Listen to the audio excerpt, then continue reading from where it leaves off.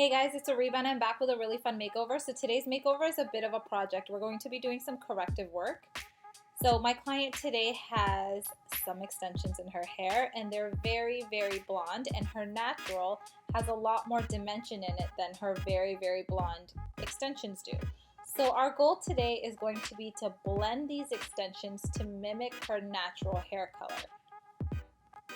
So the formula that we're using is going to be very similar to her natural hair color. I believe it's only about half a shade darker. I'm going to leave all the formulas in the description below as well as on my blog. So I'm going to start by painting in her root color. And it's not easy getting clean sections with these extensions, so I'm just taking my time and taking small sections because I don't want to miss anything. And in order to get as close as possible to her natural hair color, we're going to be painting the darker root color down about halfway. We want to almost create a balayage ombre effect. So this technique is called reverse balayage. So instead of painting light pieces up, we're painting dark pieces down. So I'm going to start by taking a really thin section at the bottom, and at this point I'm using a second color formula for her mid-shaft. Again, I'll be leaving all the formulas down below in the description as well as on my blog. And as you can see, I'm applying the color quite generously right where her bonds for her extensions are. And then I'm softly flicking them downwards to create a very gradient effect.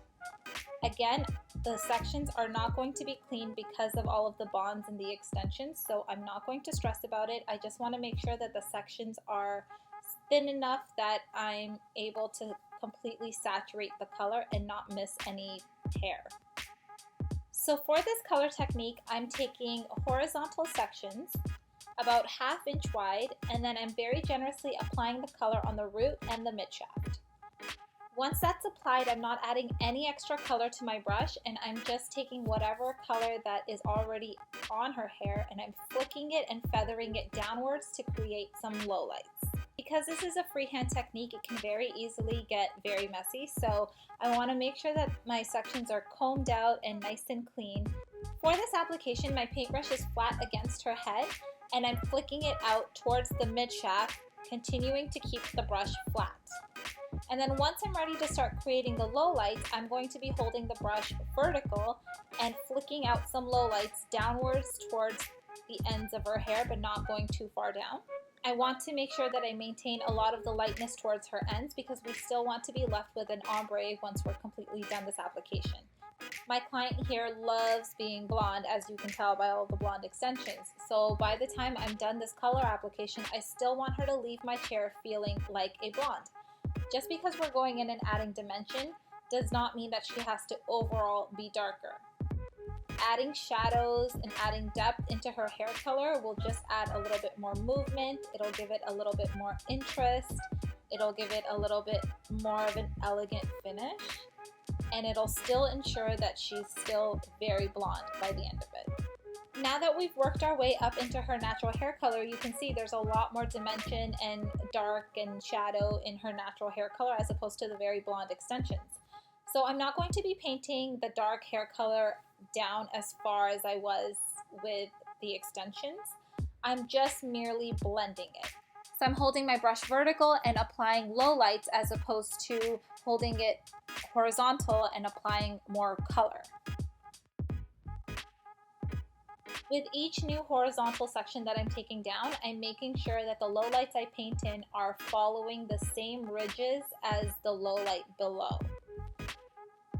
So as you can see, my brush is going in on a vertical and I'm flicking it downwards to create the ridges, and I'm following the same ridges for each section that I take down.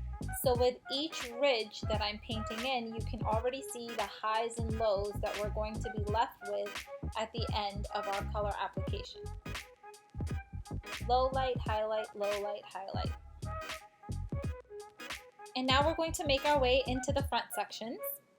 And I'm going to apply the root color with Formula 1. For the pieces around her face, I want to maintain a lot of the blonde. I'm actually going to go in and add a few more blonde pieces because we want to be nice and bright around her face. So I'm not going to take the mid-shaft hair color, which is Formula 2, too far down her hair. So as you can see, it's basically just on her root, and then I'm just gently flicking it outwards ever so subtly just to make sure that it blends with everything, but I don't want to go darker or add any more depth around her face whatsoever. And I'm pretty much continuing the same pattern with the sections that I'm taking. I'm taking vertical sections and painting them back away from her face.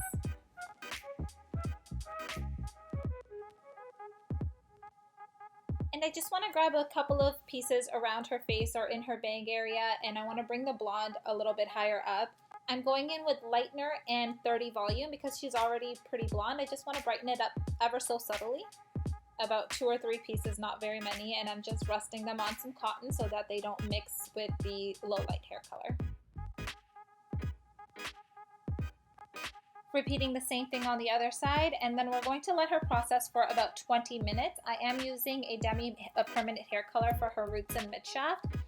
So 20 minutes is all we need to process this hair color, and then we're going to rinse it out and apply our toner or our glaze, which is going to give the blonde pieces their actual color. So with this toner, we want to remove a lot of the warmth and brass in her blonde. And another 20 minutes to process the toner, and we're done! You can already see all of the depth and movement that we were able to add, and her hair is not even dry yet. So to style her hair, I'm just going in with a round brush, and I'm going to actually be doing a set on top.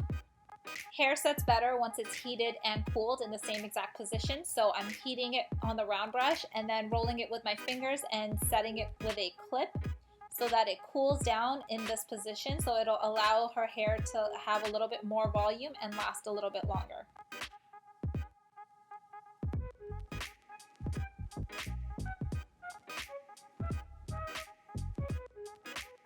And then I'm just going to run a 1.5 inch curling iron through her extensions. So you can see the bonds didn't get colored, that's expected. But now we have a lot more depth in the mid shaft, and you can see some of the low lights that I painted down as well. And I'm just taking 1 inch sections and I'm alternating the curls forward and backward. And I'm just separating the curls with my fingers and then shaking it out. Shake, shake, shake. Look at that ombre. So good. And now I'm just going to go ahead and unclip my set and blend it in with the rest of the curls, just using my fingers. And we're done! This is what we started with, very blonde extensions all the way to the root and a very dark natural hair color. And now everything is blended and camouflaged, and there's a lot more depth in her hair color, and she's still blonde. I really hope you guys enjoyed this makeover. If you did, be sure to give it a thumbs up, and don't forget to leave me a comment below letting me know what you think of this hairstyle, and I'll see you guys on the next one. And if you aren't already, be sure to follow me on my Facebook page, Instagram, and my blog, millennialmama.ca, for more hair inspiration. Don't forget to subscribe.